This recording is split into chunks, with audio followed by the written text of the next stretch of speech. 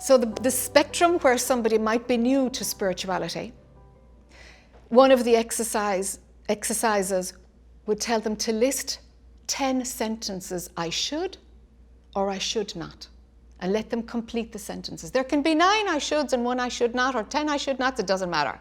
But I should or I should not.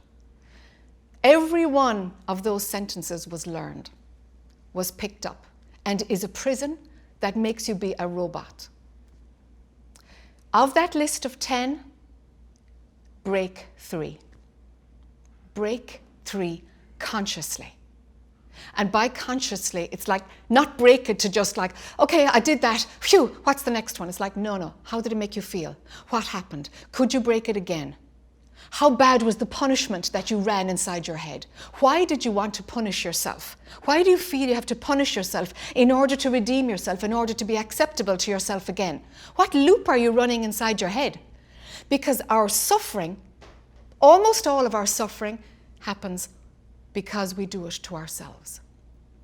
So the beginner on the path will learn how to see the loops in their mind where they hurt themselves.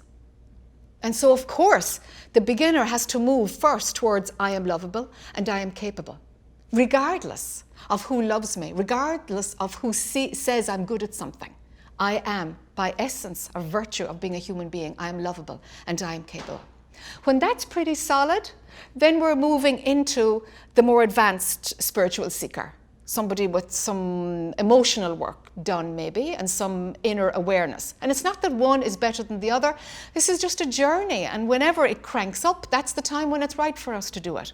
For the more advanced reader, I give them exercises to train their brains to develop new neural pathways, to move from, if you can drop into stillness on your meditation cushion and you're a crazy person 2 hours later, you don't have the neural wiring in your brain to sustain the stillness on your meditation cushion when your brain needs your body to move and when you need to speak. You're going back and using the patterns that you learned. You're going back and using traditional neural pathways that you learned from trauma, from pain, from experience. And so how do we make that shift?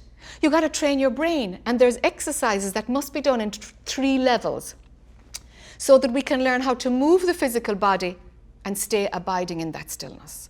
Only when you've that conquered can you speak to people that you don't know, shopkeeper, some acquaintance, and getting some speech, because your language center is highly trained by me and you. I need you to approve me, and so approve of me. And so to get our brains rewired, there's a whole system of work we've got to do there in order to have the peace and stillness that we feel on our meditation cushion enter into our actions, into casual conversation, and enter into the most dynamic and intimate conversations that we have with family, with friends, that we have for a long time. How does our language center respond to fearless freedom?